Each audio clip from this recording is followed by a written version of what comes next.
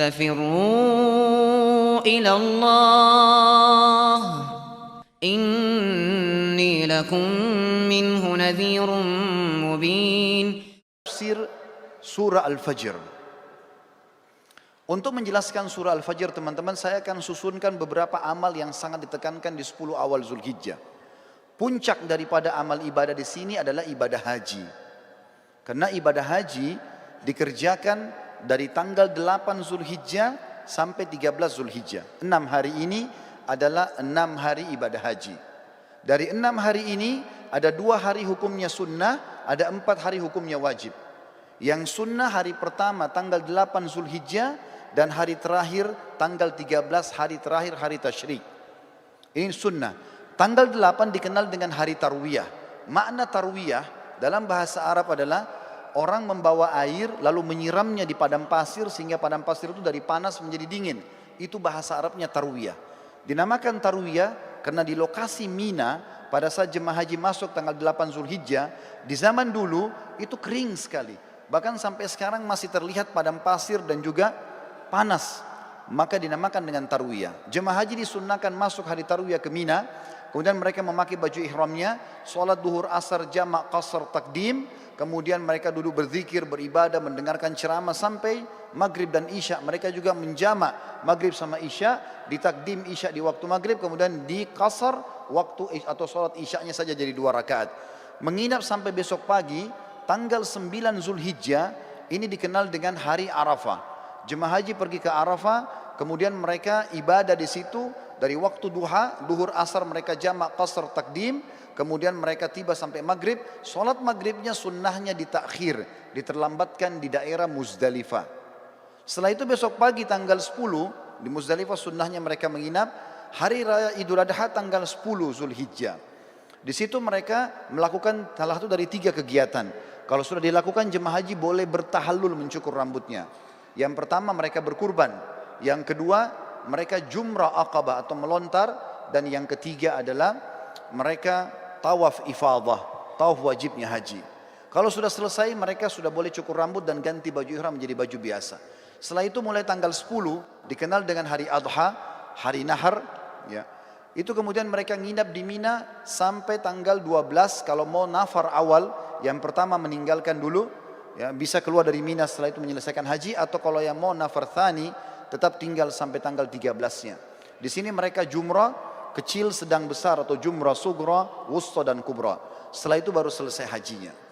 Ini ringkasan ibadah haji. Dan teman-teman suatu tidak asing dengan keutamaan haji. Yang sangat mulia adalah hadis Nabi SAW, siapa yang haji tidak rafath. Tidak rafath itu tidak mengucapkan kalimat syahwat kepada selain pasangan halalnya.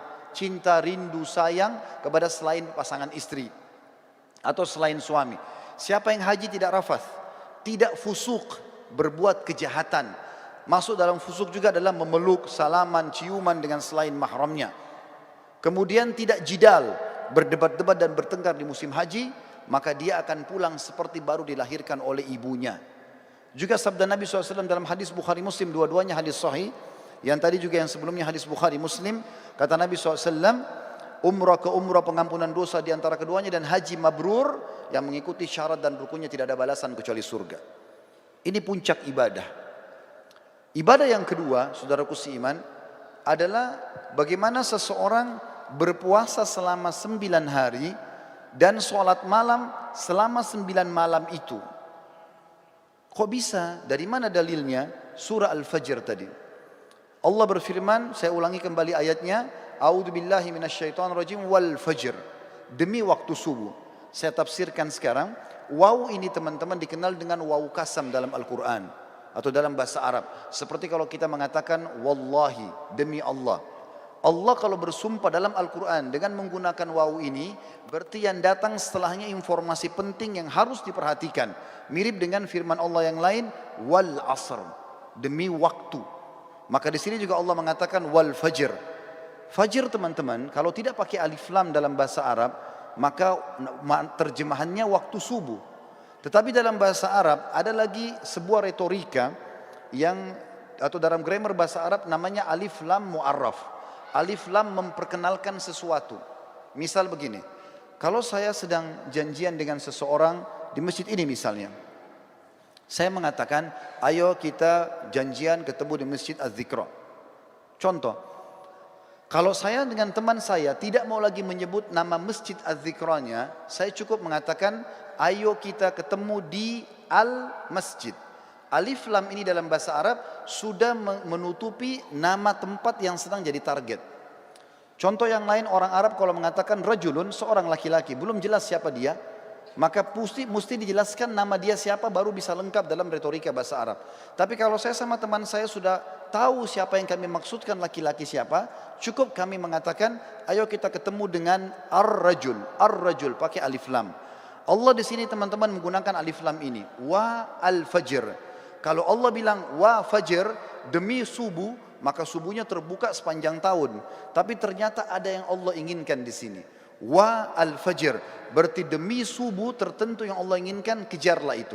Dan umumnya ulama tafsir mengatakan ini adalah subuh hari raya Idul Adha. Dan dari sini ulama tafsir hampir seluruhnya sepakat mengatakan Idul Adha lebih afdal daripada Idul Fitri. Setelah sholat Idul Fitri, tidak ada ibadah khusus yang diperintahkan. Kalau ada orang mau silaturahim, orang mau ketemu sama temannya, mau ziarah, apa saja, mau lakukan kegiatan-kegiatan positif, boleh saja. Tapi setelah sholat Idul Adha ada ibadah khusus. Allah katakan dalam ayat lain, A'udzubillahi minasyaitonirrajim, fasalli li rabbika wanhar. Salatlah hai Muhammad Idul Adha itu dan berkurbanlah setelahnya. Maka Idul Adha adalah lebih afdal daripada Idul Fitri, walaupun kita kadang-kadang lebih merapengan Idul Fitri di negara kita. Tapi ini makna tafsir Al-Fajr. Lalu Allah bilang di ayat kedua, walayalin ashr. Waw ini saudaraku seiman dalam bahasa Arab dikenal dengan waw ataf, penyambung hukum ayat sebelumnya. Apa yang berlaku sumpah Allah di ayat pertama berlaku juga pada ayat kedua. Artinya, dan kejar juga dirikan sholat malam di 10 malam berturut-turut sebelum subuh itu. Berarti di sini teman-teman sekalian, Allah Subhanahu wa taala memerintahkan kita untuk menghidupkan malamnya ya di 10 awal bulan Zulhijjah. Sementara ibadah puasanya tadi yang saya katakan diambil oleh para ulama dari hadis Bukhari, kalau amal-amal soleh lebih baik daripada jihad, dan termasuk amal soleh adalah puasa mutlak namanya.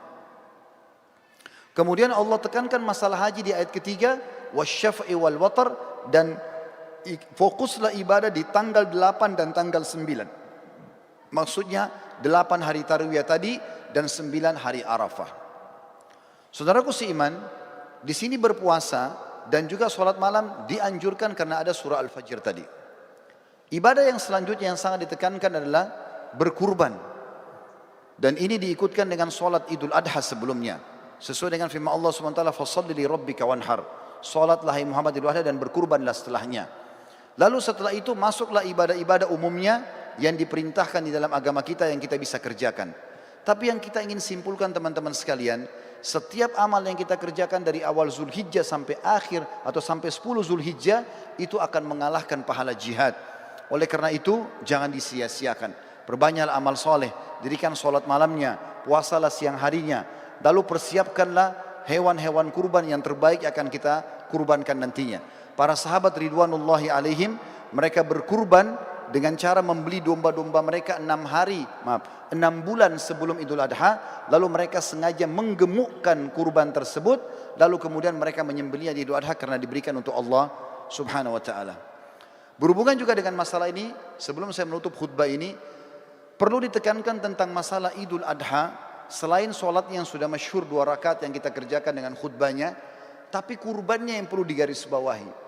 Kurban ini teman-teman terdiri dari 3 jenis hewan yang sudah masyhur, kambing sama domba umurnya setahun minimal, kemudian sapi kurang lebih 2 tahun dan unta minimal 5 tahun. Tapi dari 3 jenis hewan ini, yang paling ditekankan adalah domba dan kambing. Sering kali saya dengar dari panitia masjid, kalau ada orang-orang kita yang akan menerima daging kurban, mereka kalau melihat vouchernya tertulis daging kambing, mereka tidak mau mengambilnya. Bahkan banyak masjid mungkin tidak melaksanakan kambing ini. Padahal sebenarnya kalau kita mau lihat afdaliyahnya, maka terletak pada domba dan kambing. Dalilnya adalah, yang pertama, Nabi Ismail alaihissalam pada saat tidak jadi disembelih oleh Ibrahim, kira-kira diganti apa oleh Allah? Jawabannya jelas, diganti dengan domba. Allah sebutkan dalam Al-Quran. Kemudian yang kedua, hadis Bukhari menjelaskan baginda Nabi SAW beliau berkurban dengan 65 ekor domba atas nama beliau sendiri. Beliau menyembelih 15 ekor dengan tangannya yang mulia, kemudian 4 atau 50 ekor dilanjutkan oleh Ali bin Abi Thalib radhiyallahu anhu. Berarti memang domba ini adalah hewan yang sangat dianjurkan, dan termasuk sunnah Nabi SAW selain menyembelihnya juga memakan sebagian dagingnya. Beliau pada saat selesai berkurban, beliau mengatakan, idrib li sahma, kosongkan atau lowongkan untukku sebagian daging tersebut. Maka Nabi SAW pun mengkonsumsi itu. Dan kambing ini teman-teman sekalian, sebagai penutup dalam khutbah kita, adalah hewan yang kalau dimakan dengan diniatkan ini adalah perintah agama bisa mendapatkan pahala. Yang pertama, dalilnya adalah hadis Bukhari menjelaskan Nabi SAW sangat gemar memakan paha kambing. Jadi kalau ada persepsi mengatakan kambing itu adalah hewan atau makanan orang Arab, ini keliru. Tapi dia adalah makanan umat Islam. Karena memang Nabi SAW sangat gemar dengan paha kambing. Yang kedua, berhubungan dengan dalil ini adalah akikah. Kita tahu setiap muslim kalau punya anak laki-laki, sembelih 2 ekor kambing. Kalau anak perempuan 1 ekor kambing. Ini berlaku baik itu muslim Arab, baik itu muslim bule, baik itu muslim dari Afrika, baik muslim dari Asia Tenggara atau orang Melayu. Sama saja, anak laki-laki 2 ekor kambing, anak perempuan 1 ekor kambing.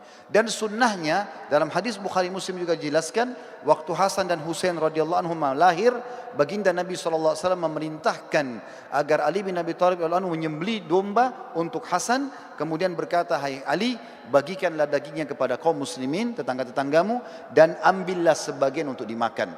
Sunnahnya membagi sampai 1/3.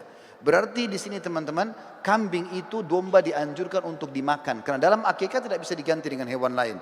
Dan yang ketiga adalah Idul Adha, di mana sudah saya jelaskan tadi, kalau Ismail AS digantikan oleh Allah dengan domba, begitu juga Nabi SAW menyembelih dengan domba.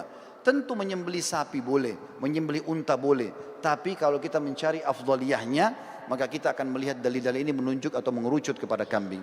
Semoga bisa diambil manfaat. Aqulu qauli hadza, saya sudah mengucapkan perkataan saya ini, wa astaghfirullah li wa lakum, dan saya beristighfar kepada Allah, mengajak jemaah juga istighfar kepada Allah, fastaghfiruhu innahu huwal ghafurur rahim. Beristighfar dan bertobatlah, karena dia maha menerima taubat hamba-hambanya.